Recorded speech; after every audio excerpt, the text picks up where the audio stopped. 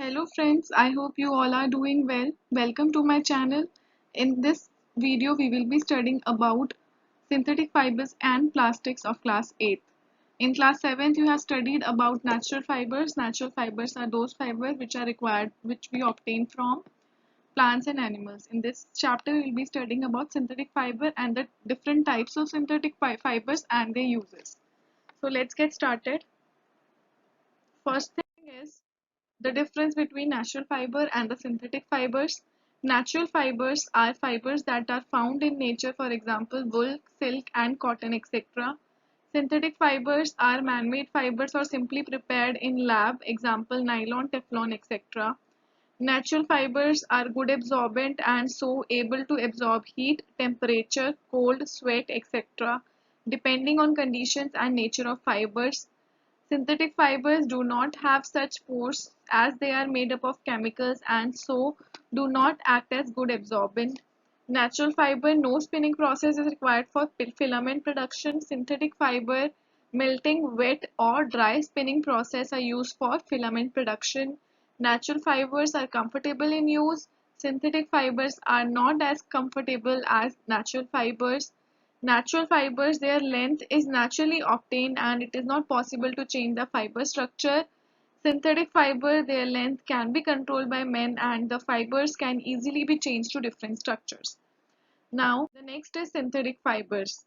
What are synthetic fibers? Synthetic fibers are artificially made fibers and also known as man-made fibers. इनको हम man-made fibers भी कहते हैं. Artificially man-made जो man-made fibers जो होते हैं उनको हम क्या बोलते हैं? Synthetic fibers. Synthetic fibers में बहुत सारे monomers एक साथ मिलकर एक polymer बनाते हैं. Polymer means in polymer, poly means many and mer means unit. So uh, similarly, in mono means single and mer means unit. So when many units of monomer combine together to form a polymer, this process is called polymerization. So the process of combining these monomers unit into a large polymer is called polymerization. Monomers are either linked in a linear fashion. Monomers या तो linearly linked होते हैं या फिर cross linked होते हैं. जैसे कि हीमोग्लोबिन का जो मोनोमर होता है वो होता है अमीनो एसिड.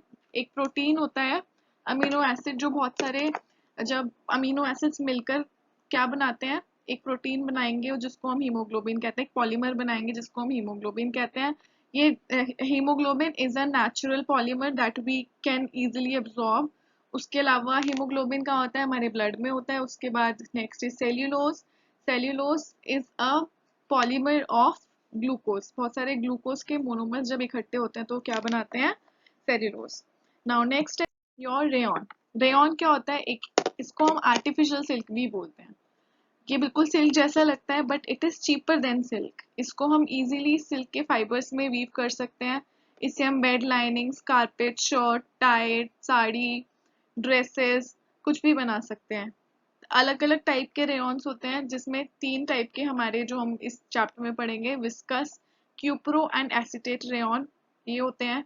रेयॉन बहुत शाइनी और लश्चरस होता है और ये मॉइस्चर को भी एब्जॉर्ब करता है. सो जो रेयॉन के कपड़े होते हैं वो बाकी सिंथेटिक फाइबर के ऊपर हम प्रेफर करते हैं क्योंकि वो स्वेट को एब्जॉर्ब कर लेता है. बाकी जो सिंथेटिक फाइबर्स होते हैं वो इजीली स्वेट को एब्जॉर्ब नहीं करते. So let us read this slide. Rayon, also called artificial silk, it is cheaper than silk and can be woven like silk fibers. It can be used to make bed linings and carpets. It is also used to make fabrics from shirts, ties, etc. 3 different varieties of rayon: viscous, cupro, and acetate rayon. Rayon is shiny and lustrous. It can absorb moisture too. Clothes made of rayon are preferred more than other synthetic fibers because they can absorb sweat. Now next is nylon. Nylon, it was first fiber, man-made fiber which was made in 1931. It was made from coal, water and air. Coal water और air को mix करके nylon बनाया गया था. ये it is the most elastic synthetic fibre. ये बहुत elastic होता है. इसको हम रिपीटेडली यूज भी करते हैं तो इसकी स्ट्रेंथ खत्म नहीं होती. नायलॉन बहुत स्ट्रॉन्ग फाइबर होता है, लाइट वेट होता है, इसलिए हम इसको पैराशूट्स में यूज करते हैं. और टेंट्स वगैरह में यूज करते हैं. It is use to make clothes, socks, ropes, tents, parachute and a wide variety of articles.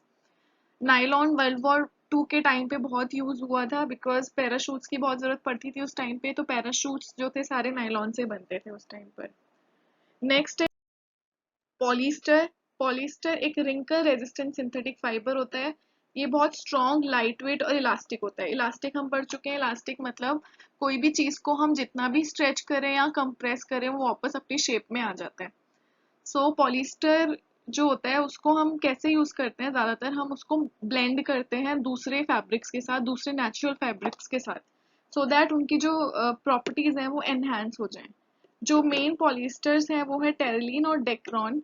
ये कॉमनली यूज्ड पॉलिस्टर हैं और जो जिनको हम नेचुरल फाइबर्स के साथ मिक्स करते हैं और उनकी प्रॉपर्टीज को एनहांस करते हैं.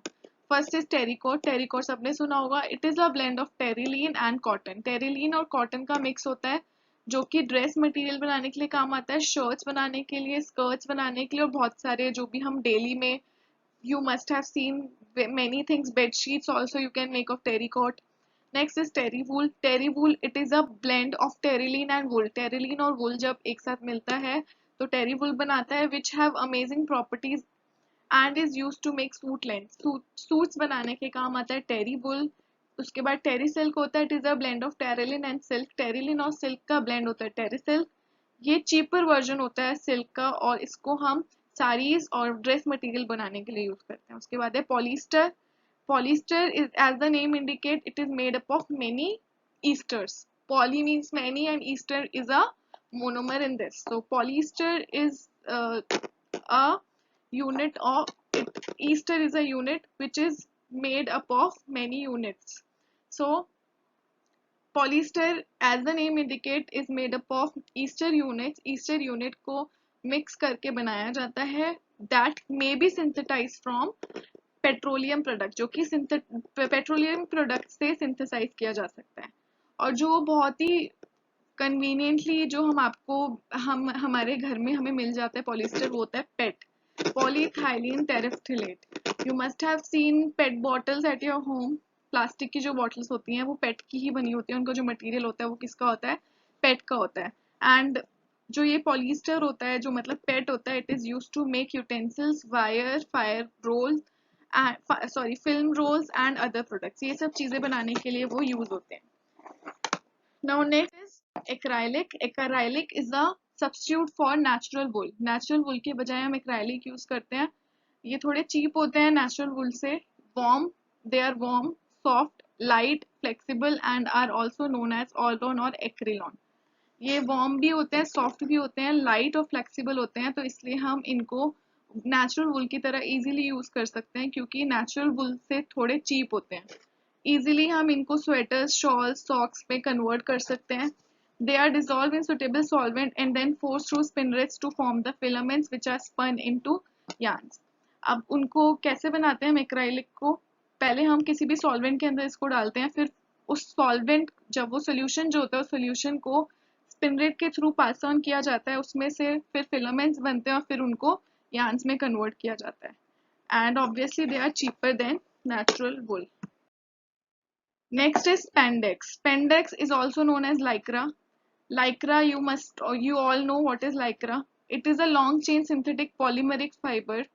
It is soft and rubber like and allows the fiber to stretch a lot and then recover its original shape. So again spandex क्या होता है, बहुत ही ज़्यादा stretchable होता है. Easily हम कितना भी इसको stretch कर सकते हैं और ये वापस अपनी shape में आ जाता है. Spandex को हम swimming costumes में use करते हैं, undergarments में और shirts में use करते हैं. Now is these are the advantages of synthetic fiber. हम सारे के सारे synthetic fibers कर चुके हैं. Now advantages क्या होते हैं synthetic fiber के over your natural fibers. Natural fiber में इतनी ज़्यादा strength नहीं होती, उनकी जो life होती है वो इतनी नहीं होती जितनी synthetic fibers की होती है. They have high tensible strength, a property due to which they can withstand heavy loads without breaking. Synthetic fibre की जो टेंसिबल स्ट्रेंथ होती है वो बहुत ज़्यादा हाई होती है, जिसकी वजह से वो कितने भी हैवी लोड्स को बिना फटे या बिना टूटे अपने ऊपर ले सकते हैं. They have elasticity. इलास्टिसिटी होती है जिस प्रॉपर्टी की वजह से वो इजीली अपनी पोजीशन में वापस आ जाते हैं, अपनी शेप में वापस आ जाते हैं, चाहे आप उन्हें कितना भी स्ट्रेच करो, चाहे आप उन्हें कितना भी कंप्रेस करो। The production of synthetic fibre is independent of agricultural crops and animal farming. And again हमको कोई भी एग्रीकल्चर क्रॉप या फिर एनिमल फार्मिंग की जरूरत नहीं होती सिंथेटिक फाइबर्स को बनाने के लिए। The fibres are not affected by chemicals, moisture and bacteria. अब वो खुद ही जब केमिकल से बनते हैं तो हमें उनसे कोई भी किसी भी भारी केमिकल या फिर कोई भी मॉइस्चर या बैक्टीरिया से वो खराब नहीं होंगे। उनकी कॉस्ट लो होती है as compare to natural fibres. Natural fibre easily damage हो जाते हैं बट वो इजीली डैमेज नहीं होते। They have the ability to absorb sweat and are comfortable. और बहुत सारे सिंथेटिक फाइबर्स ऐसे होते हैं जो इजीली स्वेट को एब्जॉर्ब कर लेते हैं और ज़्यादा कंफर्टेबल होते हैं। They are more durable and less electric charge, better heat setting properties. So बहुत लंबे चलते हैं, ड्यूरेबल होते हैं और उनके जो चार्जेस होते हैं, इलेक्ट्रिक चार्जेस होते हैं वो बहुत कम होते हैं। तो इजीली हम उसमें हीट रेजिस्टिंग प्रॉपर्टी भी होती है तो हम उनको बाकी चीज़ों में भी यूज़ कर सकते हैं। Less lustre and more resemblance to natural fibre. चमक थोड़ी कम हो सकती है बट वो पूरे के पूरे नेचुरल फाइबर से मिलते हैं।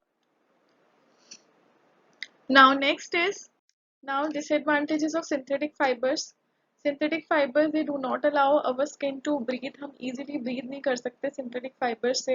हमारी जो skin होती है वो बहुत uncomfortable feel करती है because sometimes जो कुछ fibers होते हैं, कुछ synthetic fibers जो होते हैं वो sweat को absorb नहीं करते। They are hydrophobic और वो moisture को repel करते हैं जिसकी वजह से वो हमारी स्किन से चिपक जाते हैं और उसकी वजह से हमारी बॉडी में बहुत सारे नेगेटिव इफेक्ट्स हो सकते हैं, इरिटेशन हो सकती है और एलर्जीज हो सकती हैं। They can melt and stick to the skin in case of fire and cause heavy burn. और अगर हम कभी भी किसी ऐसी जगह पर जाते हैं जहाँ पर जहाँ पर केस ऑफ फायर या फिर कोई भी फायर के आसपास आप जाते हो तो वो इजीली मेल्ट हो जाता है और हमारी स्किन पे स्टिक हो जाता है। इसकी वजह से बहुत हैवी बर्न हो सकता है हमारी स्किन पे। हमारी स्किन के लिए सिंथेटिक फाइबर्स हेल्दी नहीं होते। जब हम सिंथेटिक फाइबर्स पहनते हैं तो हमें फायर से दूर रहना चाहिए।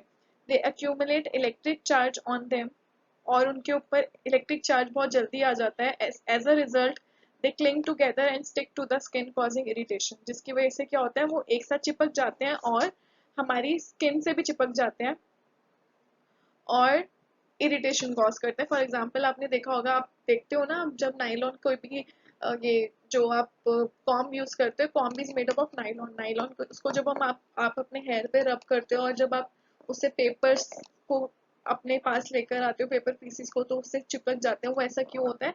इलेक्ट्रिक चार्जेस की वजह से, क्योंकि ऑलरेडी सिंथेटिक फाइबर्स के ऊपर इलेक्ट्रिक चार्जेस एक्यूमुलेटेड होते हैं। Plastics. Plastics are polymers like synthetic fibers. They are made up of different monomer units like ethene. Polyethylene is used to make polythene bags is a polymer of monomer called ethene. Characteristics of plastics. They are easily moldable. They can be shaped in different forms. They can be melted, colored, recycled, reused, rolled into sheets and drawn into wires. अब plastics क्या होते हैं? Polymers होते हैं जैसे कि synthetic fibres. ये भी सिंथेटिक फाइबर की तरह पॉलीमर्स ही होते हैं बट इन ये डिफरेंट मोनोमर यूनिट के बने होते हैं। जैसे कि पॉलीथीन, पॉलीथीन किसका बना होता है? इसका जो मोनोमर होता है polymer, it is a polymer. Polythene is a polymer of monomer called ethene. Polythene, poly plus ethene मतलब कि इसका मोनोमर कौन हुआ? इथीन। इसकी कैरेक्टरिस्टिक क्या होते हैं प्लास्टिक की? इसको हम इजीली किसी भी शेप में मोल्ड कर सकते हैं जिस शेप में हम चाहें। इसको हम मेल्ट कर सकते हैं, कलर कर सकते हैं डिफरेंट डिफरेंट कलर में, रिसाइकल कर सकते हैं, रीयूज कर सकते हैं, शीट में रोल कर सकते हैं, वायर में ड्रॉन कर सकते हैं इजीली। तो इसलिए प्लास्टिक जो है बहुत वाइडली यूज होती है। उसके बाद फर्स्ट टाइप्स ऑफ प्लास्टिक में आता है पहला थर्मोप्लास्टिक। थर्मोप्लास्टिक क्या होते हैं? ये वो प्लास्टिक होते हैं जिनको हम इजीली मेल्ट कर सकते हैं और वो सॉफ्ट हो जाती है हार्ड हीटिंग पे सॉफ्ट हो जाती हैं और हार्ड हो जाती है कूलिंग पे। Thermoplastics or thermoplasts are the plastics which melt or become soft on heating and harden when cooled. They regain their plasticity even after repeated heating and cooling. बार बार उसको हीट और कूल करते रहेंगे तो उसकी प्लास्टिसिटी जो है वो वापस आ जाती है, वो अपनी शेप वापस ले लेता है। For example polythene and PVC. Polythene और पीवीसी जो होता है, पीवीसी के पाइप्स हम घर में यूज करते हैं उसके अलावा polythene, you all no polythene कहाँ कहाँ यूज होता है। थर्मोप्लास्ट को हम टॉयज और बैग्स बनाने के लिए यूज करते हैं, क्योंकि वो इजीली डिफरेंट डिफरेंट शेप ले लेता है, तो इजीली उससे हम टॉयज बना सकते हैं। Next is thermosetting plastic. Second type of plastic is thermosetting plastic.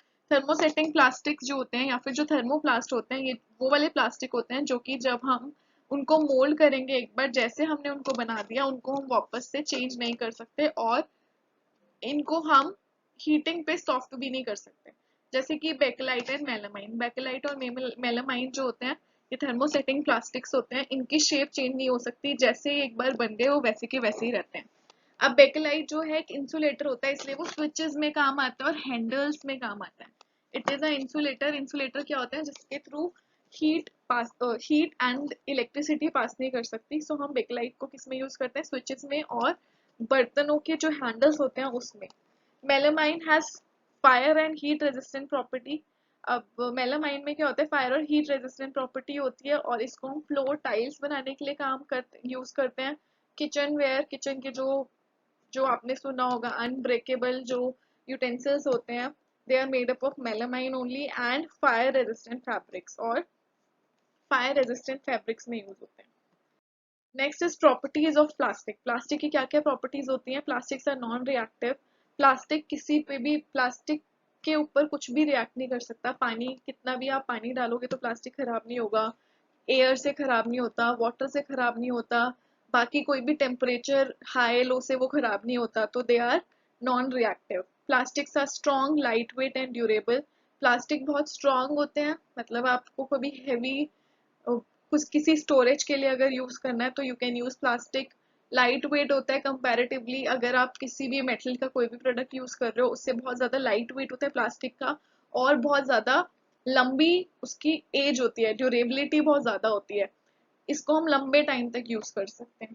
They do not show thermal conductivity. Thermal conductivity show नहीं करते, इनके इनके थ्रू हीट पास नहीं कर सकती। फॉर एग्जाम्पल अभी हमने पढ़ा है मेलामाइन और बेकलाइट, इनके थ्रू हीट पास नहीं करती, तो इजीली अगर कोई भी हमें प्लास्टिक का कोई भी यूज कर यूटेंसिल यूज करना है तो यू कैन इजीली यूज। आप माइक्रोवेव में भी कई बार प्लास्टिक यूज करते हो, बिकॉज उनके अंदर थर्मल कंडक्टिविटी नहीं होती।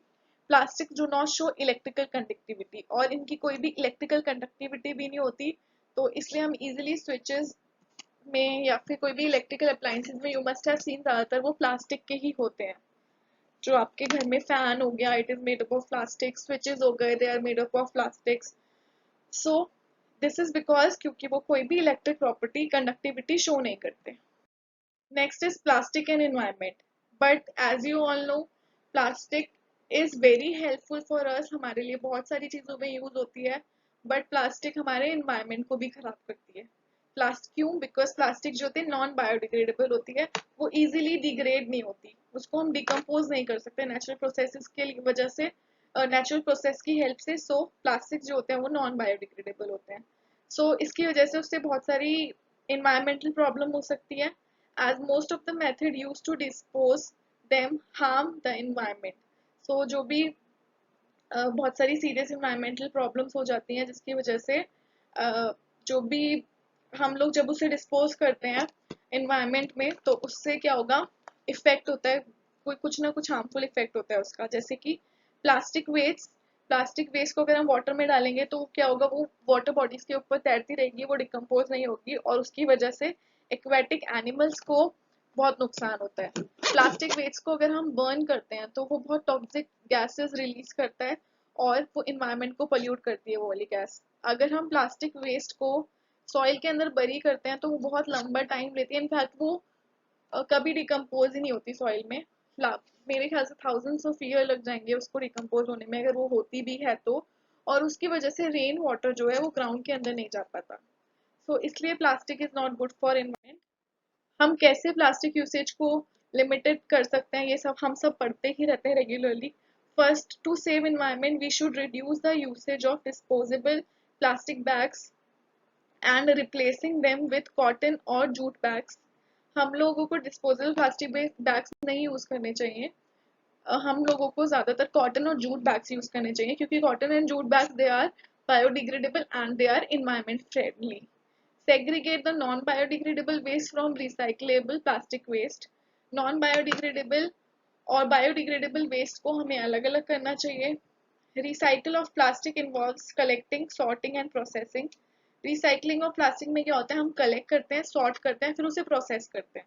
For example, कोई प्लास्टिक ऐसी है जिसको हम reuse कर सकते हैं, तो हम उसको अलग रख देते हैं और फिर हम उसको फिर जैसे भी reuse करना है उसको हम reuse करते हैं.